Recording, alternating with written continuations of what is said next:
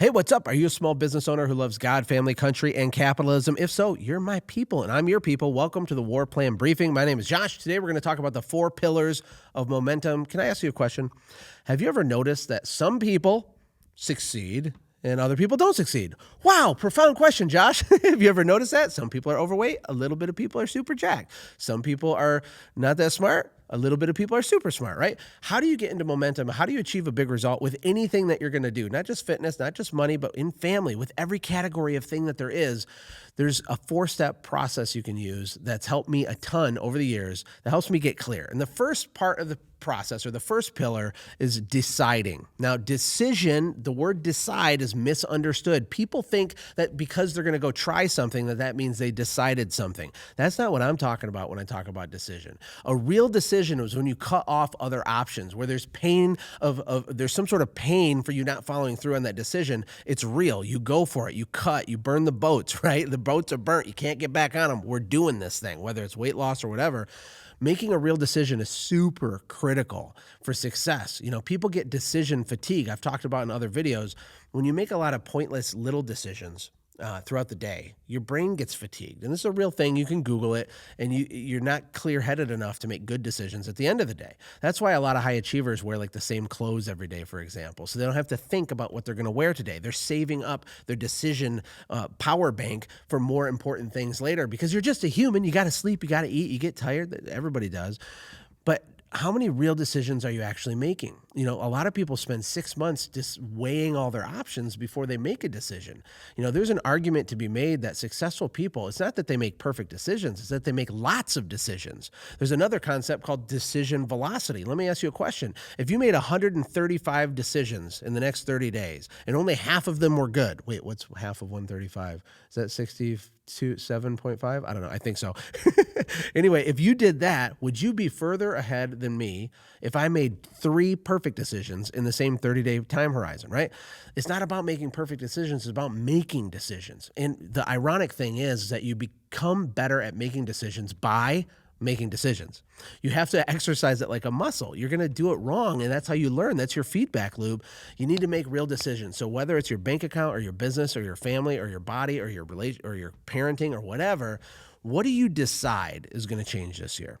Because once you decide it for real, okay, you can feel it. It's not you're going to try it. I'm not going to try to grow my business. You're going to do it or you're not going to do it. Right? There's no trying. When people say they're trying, they've kind of already failed before they started, because they're giving themselves a backdoor out when it gets hard. It's going to be hard. We already know that. Get over it. It doesn't matter how hard it is. It only matters if it's worth it in the first place. That's why we have t-shirts that say that. Yeah, we have t-shirts that say that. We're weird. The second pillar of getting into massive momentum is to decree, to proclaim, to call your shot, like Babe Ruth with the baseball bat, and he holds his bat and he points over the wall. He's like, oh, I'm going to hit a home run, right? Boom, hits a home run. Calling a shot is super important for lots of reasons, not just emotional ones. This isn't about woo-woo. Just decree it, and then it magically happens. No, it don't. It ain't going to magically happen. You got to do tons of hard stuff to make it happen.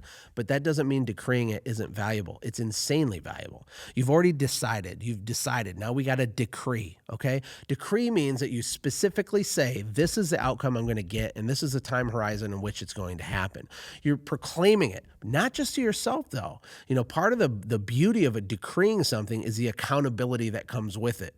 You know, earlier this year, I lost like 25 pounds doing this weight loss challenge, and I knew that I wasn't really going to go through with it. I didn't really care. I wasn't feeling like I really wanted to push myself that hard. So I went live on Facebook, and I told all my Facebook friends, I said, hey, I'm going to lose 25 pounds by August 8th, or I'm going to give $25,000 to Joe Biden's reelection campaign. I'm not sure I can think of a worse way to waste $25,000 than that. Well, the comments went crazy. People said, are you nuts? My wife called me and said, what is wrong with you? Why are you like this? Why does it have to be this way? I said, because I need the accountability. I need to decree it. I need to draw a line in the sand and tell other people that I'm going to do this thing. I'm not going to try to do it. I am going to do it. And if I do not do it for some reason, there will be a penalty to pay. And that's what decreeing really is. It's about accountability, drawing a line in the sand. Some other ideas on how you can make something real in terms of goal setting is to print it out and put it where you brush your teeth. You know, if you're going to make $1 million this year, when you're brushing your teeth, I want you looking at the piece of paper. It's like, I'm going to make $1 million this year. And you can remind yourself, print out another piece and tape it to the dashboard of your car. Make it a graphic to go in the screensaver of your cell phone. Make it another bigger graphic to go in the screensaver of your laptop and your desktop. Look, make it real. Make it a thing. Decree it. Call your shot. Don't play small. Lean into it and go for it. So now you've decided, and now you've decreed. The next thing to do is to develop, to reverse engineer, to make a plan. There's a Bible verse that says, if you commit your plans to the Lord, he will establish them. It's a bestseller at Hobby Lobby. Okay, people love this thing because it sounds warm and fuzzy. What people don't get is that it's a 3-step formula to people that follow through with it. It's guaranteed. God can't lie. He can't lie. He can't lie. He is truth with a capital T. Here's the thing. You have to commit your plans to the Lord. Then he will establish them. God doesn't even get involved until the 3rd step. What am I talking about? Let me just slow down for a second. We have to decide. We have to decree. Now we have to develop. The thing is, if you commit your plans to the Lord, you have to have a plan.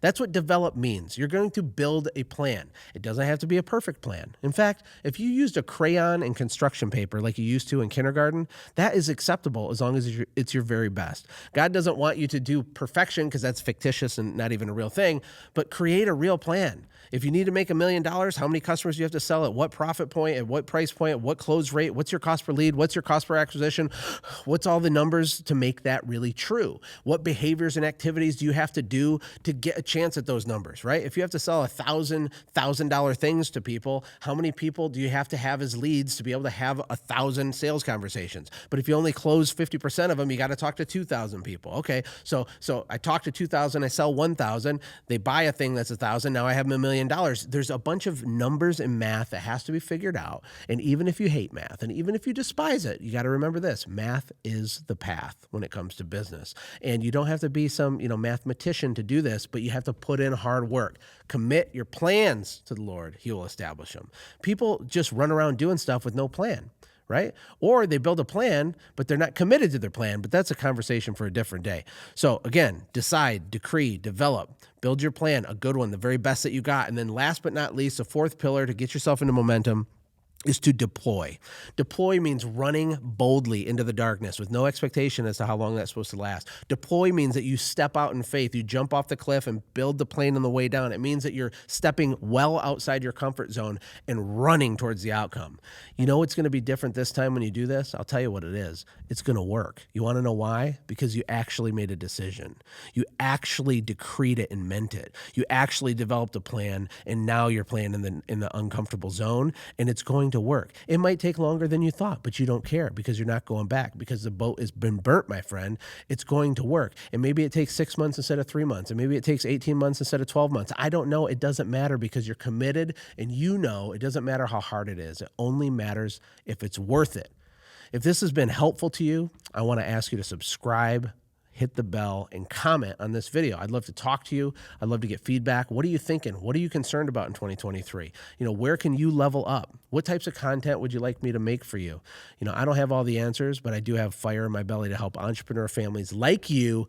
And I'm going to be here making more videos like this. I'll see you in the next one. Take care. God bless. Hey, thank you so much for watching. If you enjoyed what you watched, click the video on the left to watch the previous upload. And if you want one of my personal favorites, click the video on the right. And of course, don't forget to hit the middle to subscribe so you never miss an upload. Thank you again for being on this journey with me.